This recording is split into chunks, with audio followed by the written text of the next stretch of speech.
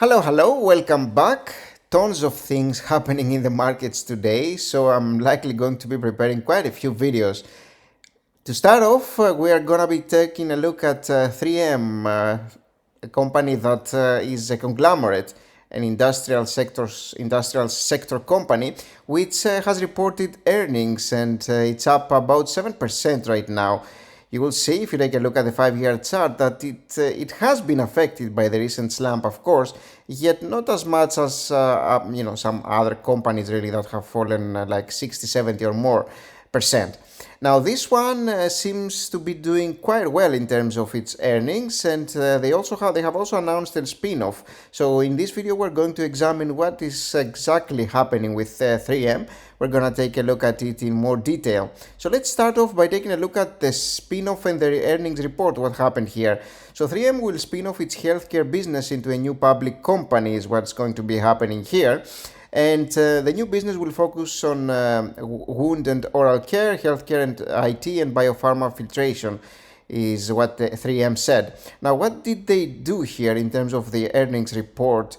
We can see here that the announcement about its spin-off came alongside second quarter earnings pretty much.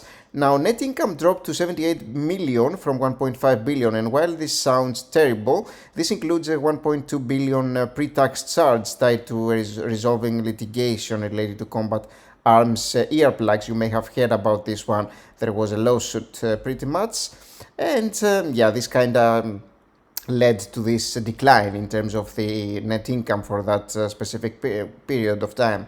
Now, revenue fell nearly 3% to 8.7 billion, but after excluding the one-time charge, which won't be happening again, and this is why it's not very concerning really, 3M actually earned $2.48 per share, and they actually topped expectations here because they expected 2.42, so they actually beat on the earnings expectations here on a revenue of 8.58 billion, which they also beat.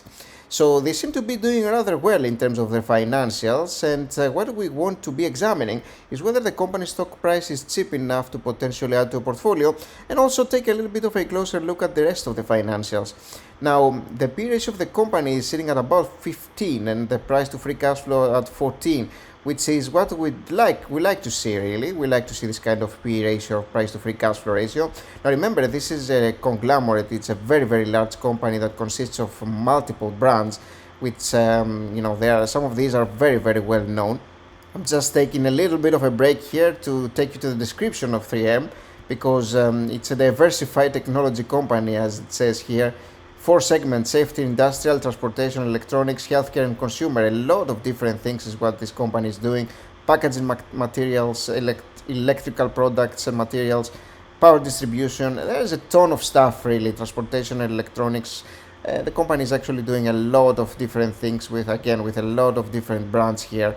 And when you're having a conglomerate of this type, you have more risk because it's operating in multiple sectors, and it's tougher to have a company that can actually achieve good results when they are operating on multiple frontiers.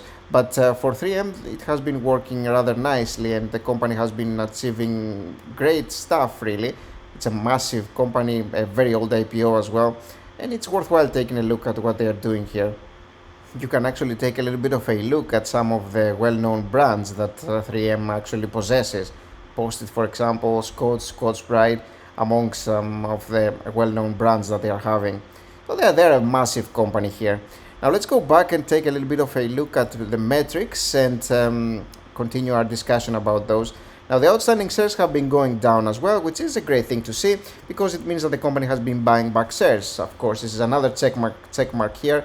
And 5.46 in terms of its free cash flow to total liability is not bad at all. It may show as a red, but remember our baseline is like 5 here. So I probably should add that at some point. 5 is about what we would like to see. This is when it becomes green here, 5 and less pretty much. So we will examine that in a little bit more detail through the financial statements. But the revenue growth of the company has been relatively steady. A little bit of like 10% in 5 years is almost negligible really. It's very little growth, but again, this is a massive conglomerate that has tons of different brands, and you you probably won't be expecting this to be growing tremendously. It's a company that's also providing a ton of dividends, really. And so, you're probably buying this company for the most part for the income that the dividends provide you, and some nice and steady growth over the years, provided that you can get it at a cheap price, of course. Now, the net income growth has been also growing, same thing with the free cash flow growth at about the same level, which is nice to see. And the total equity growth also growing without the company actually pretty much issuing extra shares. Now, the net income margins are at 11%, dropping a little bit. With the rest of the market, a lot of companies actually dropping their margins. Makes a ton of sense in the current economic stance, so you can expect that. The return on equity is still 28%, and the company seems to be having quite some debt. Probably this is why the return on equity is rather high here. Now, the dividend yield that the company is paying right now is 4.1%, and it's about 58% of their free cash flow when you compare it to last year's free cash flow. That's significant, but it's not too worrisome, really. If you take it through a payout ratio, it's actually much more, but dividends are pretty much paid out of the free cash flow. And so this is why we're using the free cash flow payout ratio for the most part. Now, I always want to be taking a look at the dividends tab because it gives me the exact flow of the dividends, and I can see exactly what is happening here. Plus, I can also see what is the current dividend yield and the last 12 months dividend yield, and compare the two, because some companies could be paying some special dividends, extra dividends pretty much. This one is about the same, so it makes a ton of sense, and they keep increasing their dividends nicely. Now, you will notice that the increases have been a little bit less throughout the last few years, but that should be fine. I mean, that's definitely not too worrisome as long as you can get a steady 4%. That's very, very solid, really. And so for a dividend investor, 3M seems to be like a very, very good choice potentially. Now, is it a cheap choice? Is what we're going to be examining a little bit later when we take a look at the financials and our stock evaluation tool. Now, in terms of insiders, there has been a little bit of selling, but most of these are awards. As you'll see that most of these are actually awarded stocks, which is basically for a form of compensation. And what you kind of want to see here is how much of their stock they are selling, if we're talking about officers. Now, this one, for example, is the full lot here. Securities own 6,000 and they sold the whole bunch. Now, of course, these are restricted stock units. That also matters because restricted stock units are typically given as part of a compensation plan, really. And this is why the transaction value is zero, because they are given for free to officers, for example, in this case. Now, this is the CFO here. This is the Chief Financial Officer. And when we're talking about a CFO, I kind of like to see them holding some stock and not selling everything, because they are one of the prime people knowing how the company operates in terms of financials. But if they have been doing that same thing over the years, then this may be just fine, and it may be just a normal way they're acting with their restricted stock units. Now, if they were selling common stock by a bunch, which they are not really doing here, they are still keeping like 60%, then I would be much more worried about this kind of situation. They are still selling quite some here. This person, again, the CFO, is interesting to see. And you can always search for the name here, and you will see what they have been doing in the past. And that kind of tells you that they have, generally speaking, been selling. Like if you take it back to November, for example, they have also been selling everything that they are getting. So it looks like they are, generally speaking, doing that. Now, does that mean something? Does that imply something? Again, this is November 2021. You can kind of make your own assumptions here, but this CFO seems to be selling stuff by a bunch, and yeah, this is a little bit worrisome actually. If you take it to the previous previous quarters or so, they have been selling everything they were getting, really. Again, people do that.